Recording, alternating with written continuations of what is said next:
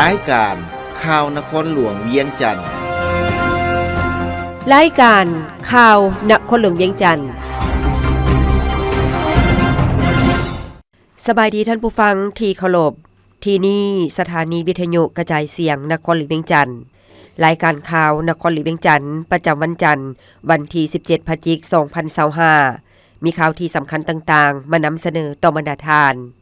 ต่อไปเส้นทางฟังรายละเอียด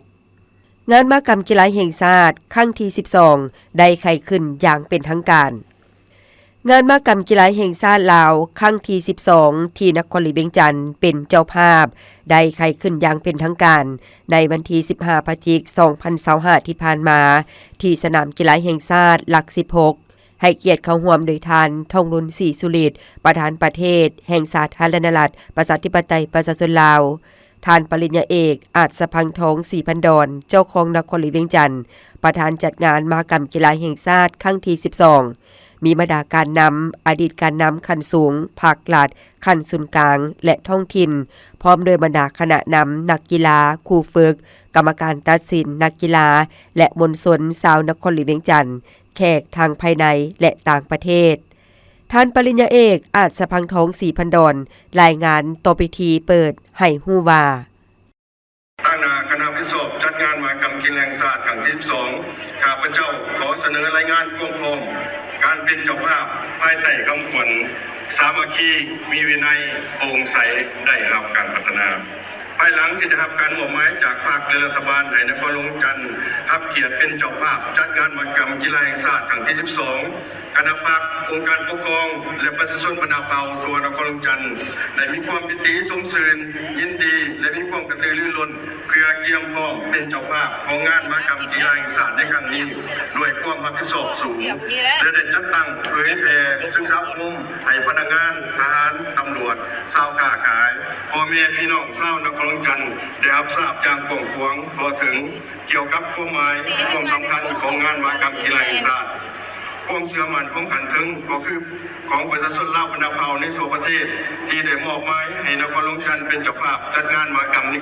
ในครั้งนี้โอกาสนี้ท่านทองรุนศรีสุฤทธิ์ได้ตั้งหน้าให้การนำภาครัฐก็คือประชาชนลาวบรรดาเผ่ากล่าวแสดงความย่องยอสมเสยต่อการกะเกี่ยมอย่างรอบด้านของนครหลวงเวียงจันทน์ก็คือคณะรับผิดชอบจัดงานและแสดงความสมเสยบรรดาแขวงที่ได้ส่งนักกีฬาเข้าร่วมอย่างพร้อมเพรียงพร้อมทางได้กล่าวเปิดงานมหกรรมกีฬาแห่งชาติครั้งที่12อย่างเป็นทางการงานมหกรรมกีฬาแห่งชาติครั้งที่12ได้รับการเตรียมพร้อมทุกประการแล้วข้าพเจ้าถือเป็นเกียรติอย่างสูงขอประกาศเปิดงานมหกรรมกีฬาแห่งชาติครั้งที่12ก็คือนครหลวงเวียงจันทน์เกม2025อย่างเป็นทางการนับแต่หน้าที่นี้เป็นต้นไปขอให้ทุกคนจงโชคดีมีไสขอขอบใจกองประชุมใหญ่สมาชิกพรรคองค์การกระแดงแห่งชาติลาวครั้งที่1กองประชุมใหญ่สมาชิกพรรคองค์คณะพรรคองค์การกระแดงแห่งชาติลาวครั้งที่1ได้ไขขึ้นวันที่14พฤศจิกายน2025ที่ผ่านมาที่นครหลวงเวียงจันทน์เป็นประธานของทานสหายคำละวันจันทรวันเลขาคณะบริหารงานพรรคประธานองค์การกระแดงแห่งชาติลาวให้เกียรติเข้าร่วมของสหายนางปานิยาทอตู้กรรมการกลุ่มการเมืองศูนย์กลางพรรคห้องประธานประเทศมีต่างหน้าคณะจะตั้งศูนย์กลางพรรคบรรดาคณะพรรคสมาชิกพรรคอดีตคณะนำองค์การกระแดงแห่งชาติลาวและบรรดาแขกถึกเชิญจากกระทรวงองค์การอ้อมข้างศูนย์กลางในกองประชุมสหายจันทราสุขสาครห้องเลขาคณะบริหารงานพรรคหัวหน้าสถาบันเลือดแห่งชาติองค์การกระแดงแห่งชาติลาวได้ผ่านบทรายงานการเมืองบางตอนว่าตลอดระยะผ่านมาองค์การกระแดงแห่งชาติได้ถือเอาการศึกษาอบรมทางด้านการเมืองแนวคิดเป็นกกและสอดห้อยเข้าในทุกโครงเขตเวียกการทั่วองค์คณะภาคตนโดยได้จัดตั้งเสื่อมซึมเผยแพร่เอกสารสำคัญของภาคของรัฐด้วยหลายรูปการให้สมาชิกภาคพนักงานรัฐกรทั่วองค์การกระแดงแห่งชาติลาว กำแน่นแนวคิดทฤษฎีแนวทางนโยบายมติคำสั่งกฎระเบียบของพรรคกฎหมายของรัฐบรรดาข้อห้ามระเบียบวินัยมุนเสื้อของพรรคของชาติเฮ็ดให้สมาชิกพรรครัฐกรกำแน่นแนวทางนโยบายของพรรครัฐยึดมั่นอุดมการณ์สังคมนิยมมีความจงรักภักดีต่อพรรคต่อประเทศชาติเป็นเจ้าการปฏิบัติหน้าที่การเมืองพร้อมกันนั้นก็ได้เอาใจใส่ซี่นำพาเวียกการวิสาสะเพาะเป็นต้นการจะตั้งปฏิบัติหน้าที่การเมืองทางด้านมนุษยธรรมของพรรคและรัฐโดยสมใส่เวียกการก้าวหน้าเวียกลักขององค์การกาแดงแห่งชาติลาวช่วยเหลือบรรเทาทุกข์เบื้องต้นภัยพิบัติน้ำท่วมบรรดาแขวงต่างๆในทั่วประเทศมีประชาชนได้รับผลประโยชน์จำนวน 500,000 กว่าคนปลุกระดมบริจาคเลือดสนองเลือดที่ปลอดภัยสามารถรับบริจาคเลือดได้ 95.5 ส่วนห้อยของแผนการตอบสนองเลือดได้ 400,000 กว่าถุงคนเจ็บหลายกว่า 200,000 กว่าคนได้รับผลประโยชน์นอกนั้นก็ยังมีการกะเกียมความพร้อมในการรับมือกับภัยพิบัติขยายเวียกการปฐมพยาบาลกู้ภัยฉุกเฉินไปสู่ขั้นแขวงนำอีกเวียกการพัวพันหัวมือสากลก็เป็นเวียกการที่พ้นเด่นโดยสามารถญาติแยงการหัวมือและการช่วยเหลือจากกาแดงเพื่อนมิตรได้หลายสมควรกองประชุมยังได้ผ่านมติตกลงว่าด้วยการบงตัวแต่งตั้งคณะบริหารงานภาคองค์การกาแดงแห่งชาติลาวโดยเห็นดีบงตัวแต่งตั้งคณะบริหารงานภาคเลขาและห้องเลขาองค์การกาแดงแห่งชาติลาวประกอบมี5สหายคือสหายคำลาวันจันทลาวันสหายจันทลาสุขสาครสหายห้องจันจันทวงศ์สหายเข็มเพชรศรีบรวงศ์และสหายนางไอคำโสอินไซในนั้นได้แต่งตั้งสหายคำลาวันจันทลาวันเป็นเลขาและสหายจันทลาสุขสาครเป็นรองเลขาคณะบริหารงานพรรคองค์การกาแดงแห่งชาติพร้อมนั้นก็ได้แจ้งรายชื่อผู้แทนสมบูรณ์และสำรองเข้าร่วมกองประชุมใหญ่ผู้แทนทั่วประเทศครั้งที่12ตอนท้ายกองประชุมได้รับฟังการโอ้ล้มของสหายนางปานิยาโทตู้ซึ่งทานได้สมเสยต่อผลงานที่ญาติมาได้ในระยะที่ผ่านมาพร้อมนั้นก็ได้ชี้นำให้คณะภาคสุดใหม่จงเชิดชูความเป็นแบบอย่างนำหน้าในทุกด้านยกสูงความรับผิดชอบหน้าที่การเมืองเหตุให้เวียกการมีการหันเปลี่ยนใหม่อย่างตั้งหน้าเหตุให้พรรคมีความปลอดใสเข้มแข็งและหนักแน่นนำพามหาชนจัดตั้งปฏิบัติมติกองประชุมใหญ่สมาชิกพรรคองค์คณะพรรคองค์การกาแดงแห่งชาติลาวครั้งที่1ให้ปรากฏผลเป็นจริงยกสูงความรับผิดชอบของตน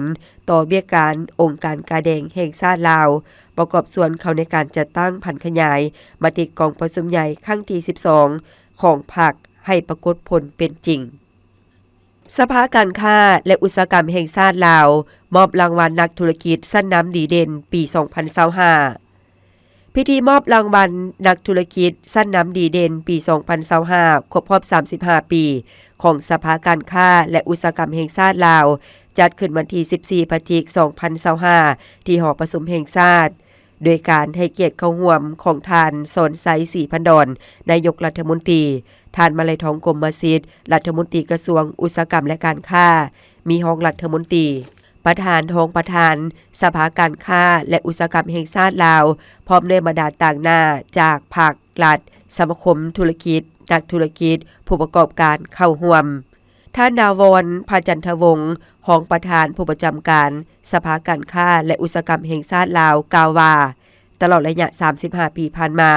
สภาการค้าและอุตสาหกรรมแห่งชาติลาวได้เป็นขั้วต่อที่สำคัญระหว่างภาครัฐและภาคธุรกิจได้เฮ็ดหน้าที่ของตนอย่างเห่าหันในการสร้างสภาพแวดล้อมที่เอื้ออำนวยให้แก่การดำเนินธุรกิจการค้าการลงทุนและการบริการต่างๆพร้อมทั้งสุขอยู่ส่งเสริมให้ภาคธุรกิจปรับปรุงตนเองประคับประคองและพัฒนาให้มีความเข้มแข็ง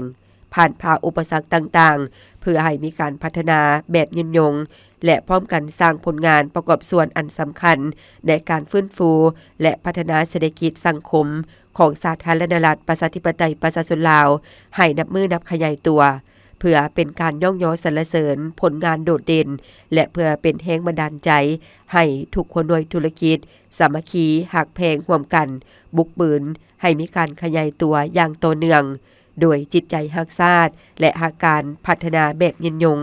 ให้กับบรรดาหัวหน่วยธุรกิจซึ่งการมอบรางวัลครั้งนี้รวมทั้งหมด89หัวหน่วยธุรกิจในนั้นรวมมีธุรกิจลาวและธุรกิจที่มีเจ้าของเป็นต่างประเทศประกอบมี12แขนงการคือแขนงอุตสาหกรรมปรุงแต่งแขนงการค้าแขนง ICT แขนงพลังงานและบ่อแห่แขนงอุตสาหกรรมการผลิตแขนงการบริการแขนงขนส่งแขนงเกษตรกรรมและป่าไม้แขนงธนาคารและสถาบันการเงินแขนงการท่องเที่ยวโรงแรมและห้านอาหารแขนงโฆษณาและการจัดงานและแขนงก่อสร้างและอสังหาในโอกาสดังกล่าวท่านสนไซศรีพันดอนได้แสดงความย่องยอสมเสยต่อแนวคิดสร้างสรรค์ความภาคเพียรและจิตใจที่บ่ยอมท้อถอยของนักธุรกิจลาวผลงานครั้งนี้บ่เพียงแต่เป็นพิธีมอบรางวัลเท่านั้นแต่เป็นการแสดงถึงการรับรู้ของสังคมต่อการประกอบส่วนอันสำคัญของภาคธุรกิจผู้ประกอบการสั้นนำต่อการพัฒนาเศรษฐกิจสังคมของชาติความสำเร็จทางด้านเศรษฐกิจของประเทศชาติแม้นมีการประกอบส่วนอย่างหลากหลายจากพวกท่านเพื่อผู้ประกอบการสร้างตั้งธุรกิจใหม่ซึ่งจะเป็นการสร้างวิกฤตงานทำอันนำไปสู่การสร้างรายรับให้ทุกคนและประเทศชาติเมื่อธุรกิจใดหนึ่งมีการขยายตัวได้สุกอยู่การผลิตและดึงดูดการลงทุนสิ่งเหล่านี้บ่แม่นแนวคิดที่เป็นนามธรรมแต่มันแม่นกลไกการเติบโตตัวจริงที่สร้างวิกฤตงานทำช่วยเหลือครอบครัวและยกสูงฐานะของชาติรัฐบาลเวลาใดก็เอาใจใส่ปรับปรุงสภาพแวดล้อมที่อำนวยให้แก่การดำเนินธุรกิจของผู้ประกอบการให้สามารถได้รับการจัดตั้งปฏิบัติเป็นจริงและมีประสิทธิผลสูงได้วางนโยบายและกำหนดกฎหมายและระเบียบการที่หาประกันความแน่นอนโปร่งใสและเป็นบนอิงให้แก่การดำเนินธุรกิจแล้วโทรคมนาคมมหาชนเฉลิมฉลองวันสั่งตั้งครบรอบ29ปีบริษัทลาวโทรคมนาคมมหาชน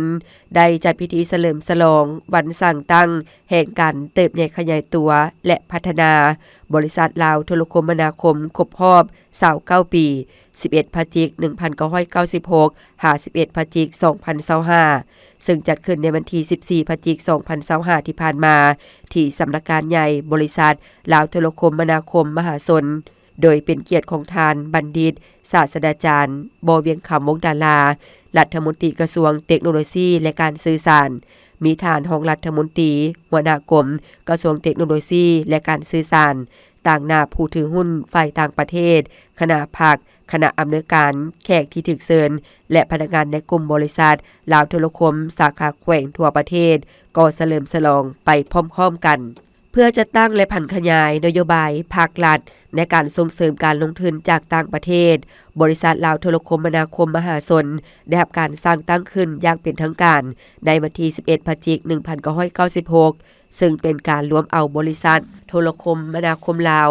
และบริษัทซินวัตราเทเลคอมจำกัดเป็นบริษัทร่วมทุนโดยรัฐบาลลาวถือหุ้น51ส่วนห้อยและบริษัทเซนนิงตันInvestment สิงคโปร์ถือหุ้น49ส่วนห้อยในพิธีดังกล่าวท่านสุพลจันทวิสัยผู้อำนวยการใหญ่บริษัทลาวโทรคมนาคมมหาชนได้กล่าวว่าวันนี้พวกเขาได้มาโต้โฮมกันอยู่ที่สถานีแห่งนี้ก็เพื่อเฉลิมฉลองวันสั่งตั้งบริษัทลาวโทรคมครบรอบ29ปีขึ้นอย่างเป็นทางการในงานนี้ก็เพื่อเป็นการทบทวนเป็นการตีราคาและถอดถอนบทเรียนผลงานที่พ้นเด่นที่งานมาได้ในระยะที่ผ่านมาบรรดาทานที่นับถือและหักแพงคือพวกเขาได้ฮู้นำกันแล้วว่าใน29ปีที่ผ่านมาบริษัทลาวโทรคมของเราถูกสั่งตั้งขึ้นในวันที่11เดือนพฤศจิกายน1996อันนั้นเป็นเพื่อเป็นการจัดตั้งพันขยายแนวทางของภาคนโยบายของรัฐในการส่งเสริมการลงทุนต่างประเทศซึ่งเป็นการรวมเอาบริษัทโทรคมนาคมลาวเข้าร่วมกับบริษัทซินวัตราเทเลคอมจำกัดร่วมเข้ากันในการจดทะเบียนเบื้องต้นก็คือ 96.84 ล้านดอลลาร์สหรัฐ อันนั้นการลงทุนดังกล่าวนั้นรัฐบาลแห่งสปป.ลาวถือหุ้น 51% ในบริษัทซิงนิงตันอินเวสท์เมนต์ในปัจจุบันถือหุ้น 49%นับแต่ในมือสร้างตั้งเป็นต้นมาผลสำเร็จที่พวกเขาญาบ่ได้เป็นมากผลของการจัดตั้งและเคลื่อนไหวดำเนินธุรกิจเป็นภายใต้การชี้นำพาของทั้งคณะพรรคคณะนำของกระทรวงก็คือขั้นถึงแต่ละขั้นวิศวกรลาวได้รับรางวัลวิศวกรดีเด่นอาเซียนพิธีมอบรับรางวัลเกียรติยศวิศวกรดีเด่นอาเซียนให้แก่ท่านไสสงครามมโนธรรมรองประธานสถาบันวิทยาศาสตร์เศรษฐกิจสังคมแห่งชาติอดีตรองรัฐมนตรีกระทรวงโยธาธิการและขนส่งได้จัดขึ้นในอาทิตย์ที่ผ่านมาที่นครงาจางประเทศสาธารณรัฐสังคมนิยมเวียดนามเป็นเกียรติมอบโดยท่านหัวหน้ากรมการเงินเศรษฐกิจกระทรวงการเงินสาธารณรัฐสังคมนิยมเวียดนามมีบรรดาผู้ต่างหน้าจากบรรดาประเทศอาเซียนเข้าร่วมรางวัลเกียรติยศวิศวกรดีเด่นอาเซียนเป็นรางวัลอันทรงคุณค่าที่สภาวิศวกรอาชีพของอาเซียนมอบให้วิศวกรผู้ที่มีผลงานดีเด่นจากแต่ละประเทศสมาชิกอาเซียนและเป็นการรับรู้ถึงความเป็นมืออาชีพทางด้านวิศวกรรมผู้ที่ได้รับแมนวิศวกรที่มีชื่อเสียงจากหลายแขนงการรวมทั้งวงการวิชาการผู้เชี่ยวชาญและผู้ที่ได้ประกอบส่วนผลงานอย่างหลงหลายเข้าในการพัฒนาวิชาชีพวิศวกรรมผู้ที่ผ่านการคัดเลือกและเสนอชื่อโดยคณะกรรมการประสานงานด้านวิศวกรอาชีพของแต่ละประเทศและได้คัดเลือกขั้นสุดท้ายจากคณะกรรมการที่แต่งตั้งจากสภาวิศวกรอาชีพของอาเซียนโดยอิงตามมาตรฐานการคัดเลือกของสภาดังกล่าวสำหรับผู้ที่ได้รับรางวัลดังกล่าวในครั้งนี้ประกอบมีท่านไสสงครามมโนธรรมเป็นผู้ทำอิฐจากสาธารณรัฐประชาธิปไตยประชาชนลาวและจากประเทศอินโดนีเซียประเทศเมียนมาประเทศฟิลิปปินส์มีประเทศสิงคโปร์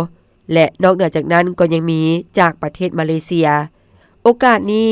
สถาบันวิทยาศาสตร์เศรษฐกิจสังคมแห่งชาติขอชมเชยและยินดีอย่างยิ่งต่อรางวัลอันทรงเกียรติมีคุณค่าที่สภาวิศวกรอาชีพของอาเซียนได้มอบให้ทานไสสงครามมโนธรรมในครั้งนี้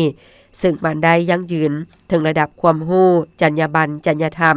และผลงานอันโดดเด่นทางด้านวิศวกรรมที่ทานได้ประกอบส่วนในภารกิจสร้างสรรค์และพัฒนาประเทศชาติในระยะ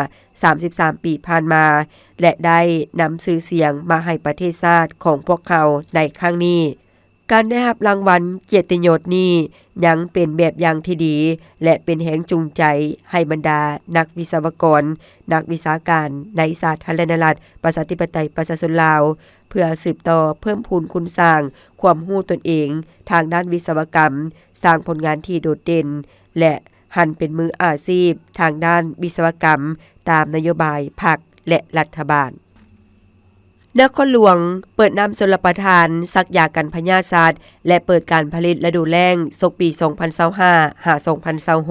2025-2026 พิธีเปิดขบวนการวันชลประทานแห่งชาติวันที่3พฤศจิกายนวันซักยากันพยาธิสัตว์แห่งชาติวันที่11พฤศจิกายนติดพันกับการนำไส้กลจักรเข้าในการผลิตการใส่ฝุ่นและการไถปกต่อเฟืองการผลิตฤดูแล้งศกปี 2025-2026 จัดขึ้นวันที่14พฤศจิกายน 2025 ที่ผ่านมาที่โครงการชลประทานโนนทรายบ้านโนนทรายเมืองปากเงิมนครหลวงเวียงจันทน์มีทานภูธรแก้วดวงมณีหัวหน้าคณะโฆษณาพรมนครหลวงเวียงจันทน์ทานแสงอรุณสุริยวงศ์หัวหน้าแผนกเกษตรกรรมและสิ่งแวดล้อมนครหลวงเวียงจันทน์ทานกองมีศรีสมุทรประธานคณะกรรมการปกครองเมืองปากเงิมท่านนางสุดาคำพิมพ์สอนรองหัวหน้าโครงการกระทรวงเกษตรกรรมและสิ่งแวดล้อมท่านนางซังเฮมุนหัวหน้าโครงการมูลนิธิเซมาอุนสาธารณรัฐเกาหลีประจำลาวมีบรรดารองประธานคณะกรรมการปกครองเมืองหัวหน้ารองหัวหน้าแขนงรองการเลขาภาคกลุ่มพนักงานวิชาการประชาชนกลุ่มการผลิตและเยาวชนเข้าร่วม ท่านแสงอรุณสุริยวงศ์กล่าวว่าเพื่อเป็นการสุขยุส่งเสริมการผลิตและปฏิบัติกฎหมายว่าด้วยชลประทานและกฎหมายว่าด้วยการเลี้ยงสัตว์สัตวแพทย์แผนกเกษตรกรรมและสิ่งแวดล้อมนครหลวงเวียงจันทน์ร่วมกับองค์การเกษตรกรรมและสิ่งแวดล้อมเมืององค์การปกครองเมืองปากเงิมได้กาเกียมเปิดขบวนการต่างๆเช่นวันเปิดน้ำชลประทานวันสักยากันพยาธิสัตว์และการไทยกบต่อเฟือง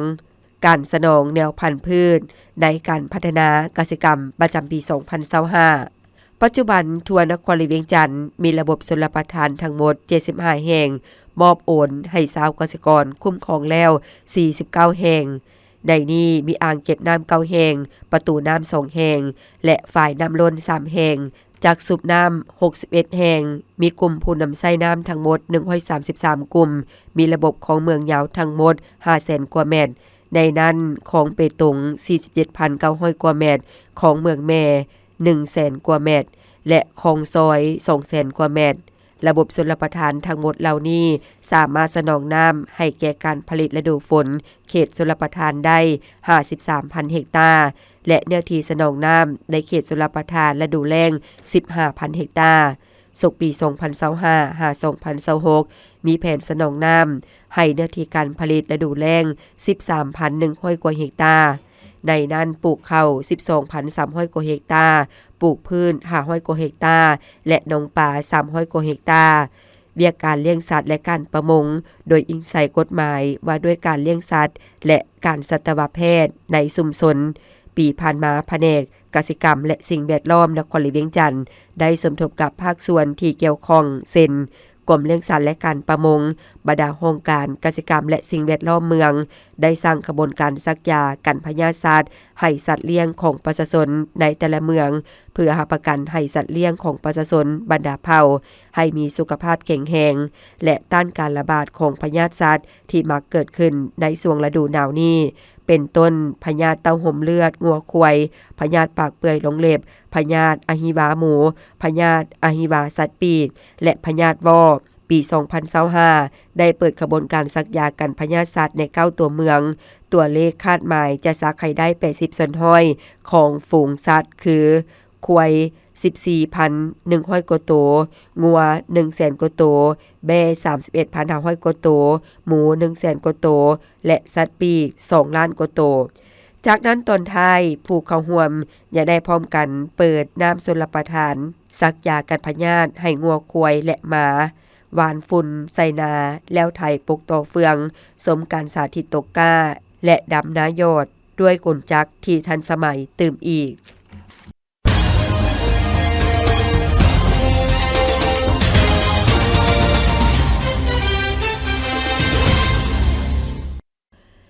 ต่อไปซึ่งหันฟังข่าวต่างประเทศ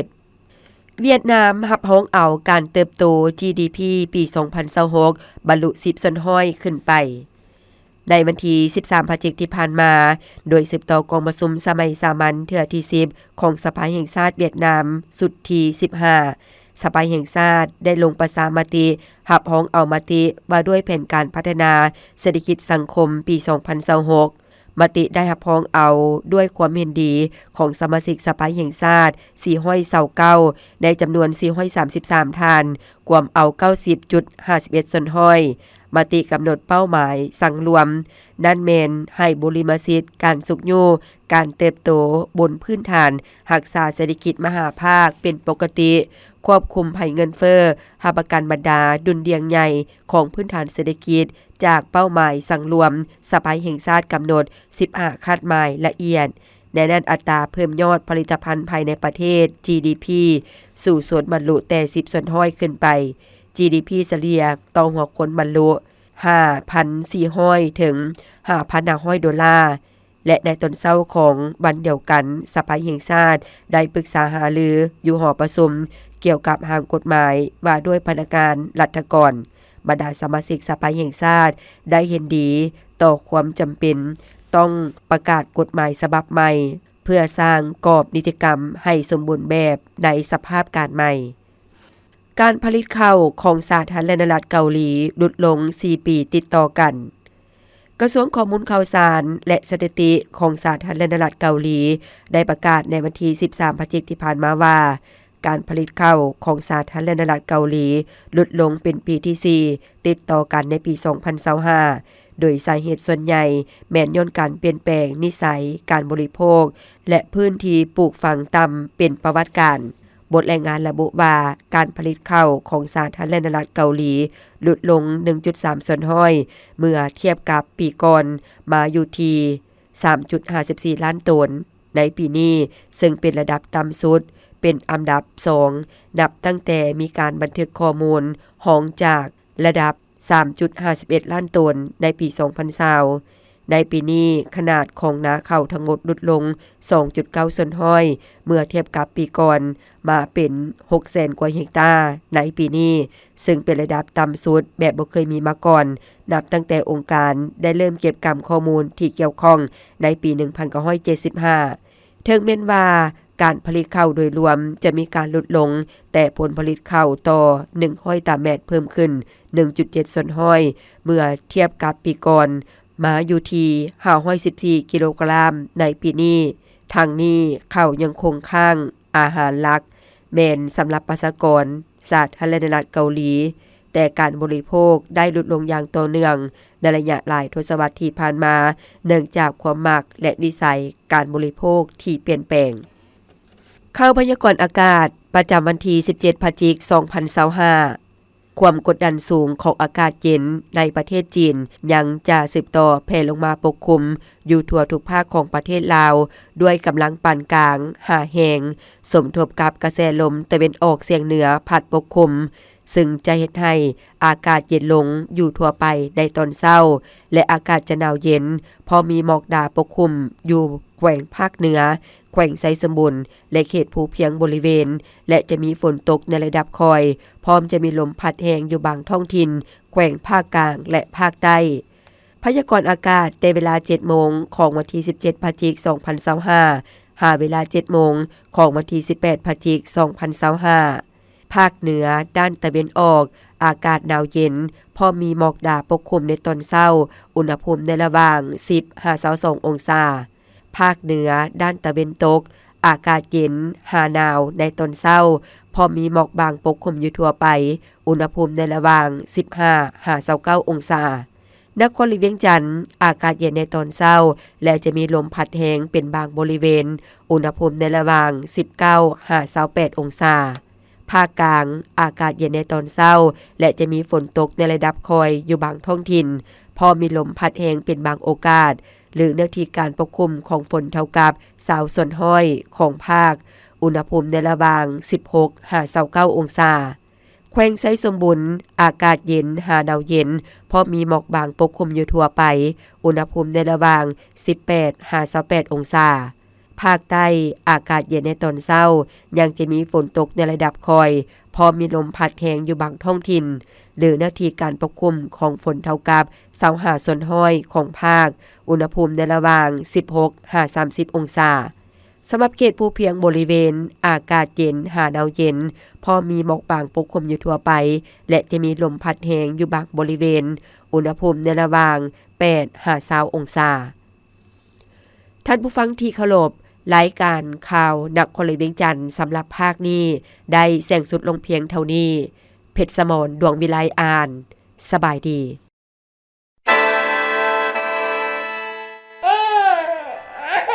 เป็นจังได๋กิคือได้ยินว่าลูกเจ้าบ่สบายหวะแม่นแล้วป้าหากเอาห้องหมอมาวานี่เกือบตายยังวะถ้าค่อยพาลูกไปห้องหมอซ่าคนนี้เป็นหยังจึงเว้าจังซั่นโอ้ยก็ย้อนว่าตอนลูกค่อยเป็นไข้ทำบิดบ่ฮู้ว่าเป็นไข้หยังค่อยพัดไปซื้อยามาให้กินไข้บ่เซาก็เลยหอบกันไปห้องหมอท่านหมอบอกว่าเป็นไข้ยุงลายถ้าว่าไปซ่าอีกหน่อยนึงอาจตายได้เพิ่นยังบอกค่อยอีกว่าห้ามซื้อยามากินเองบ่ให้ใส่น้ำทะเลโดยลำพังเด็ดขาดต้องมีแพทย์หมอติดตามอย่างใกล้ชิดต้องไปห้องหมอหรือสุขศาลาเท่านั้นใดป้านั่นพุ่นหวาคันซั่นก็สิได้จื้อไว้ถ้าเป็นไข้ต้องไปห้องหมอหรือสุขศาลาใกล้บ้านแม่นแล้วป้าอย่าถือเบาเด้ต้องได้บอกต่อๆกันไปจื้อไว้ให้ดีเป็นไข้อย่าซื้อยามากินเองเด็ดขาด พยาธิไข้ยุงลายหรือไข้เลือดออกเป็นพยาธิที่อันตรายร้ายแรงบ่มียาปิ่นปัวเฉพาะมีแต่ปิ่นปัวตามอาการเท่านั้นดังนั้นเมื่อเป็นไข้ต้องไปห้องหมอหรือสุขศาลาใกล้บ้านห้ามซื้อยามากินเองเด็ดขาดด้วยความห่วงใยจากศูนย์ข่าวสารการแพทย์สุขศึกษากระทรวงสาธารณสุข